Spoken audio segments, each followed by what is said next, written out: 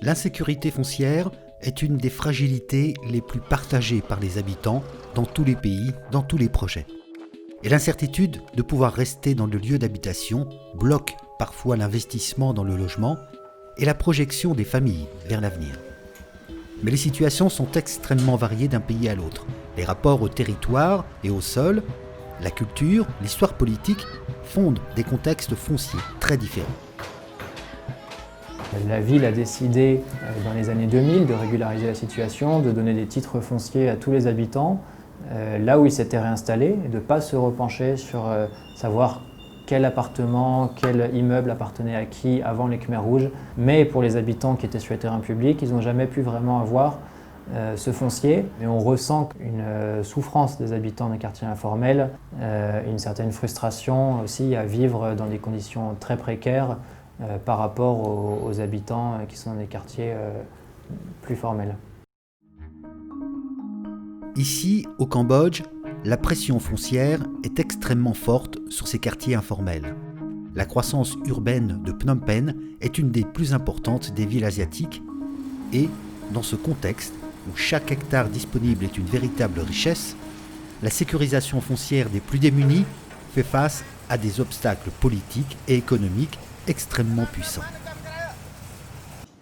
Au Salvador, dans ce petit pays de 20 000 km², l'expropriation des petits propriétaires, il y a quelques décennies pour développer l'agriculture extensive, a provoqué une situation presque unique au monde.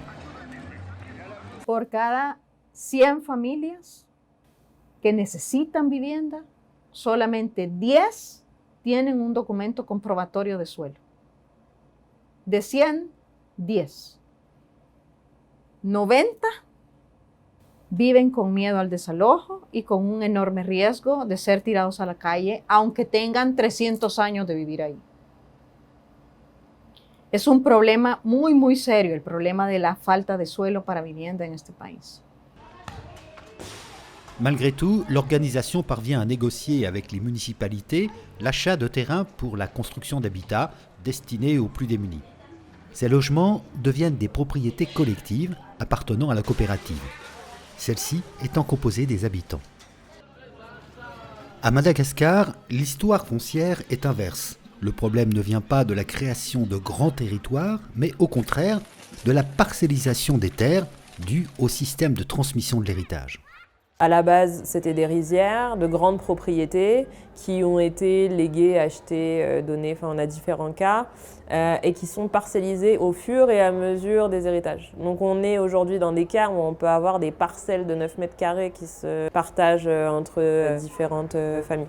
La complexité, c'est de justifier de la propriété du terrain sur toutes les générations qui ont précédé. Et nous, notre travail, c'est de les accompagner pour les sensibiliser sur les démarches nécessaires, les lieux où il faut qu'ils réalisent ces démarches et les coûts.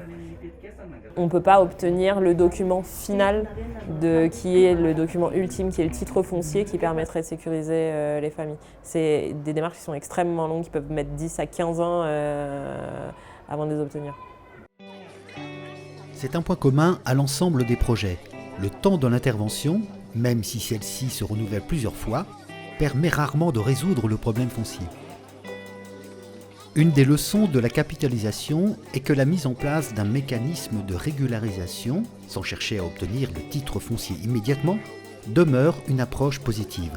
C'est ce processus que les habitants pourront poursuivre après le projet et éventuellement transmettre à leurs descendants.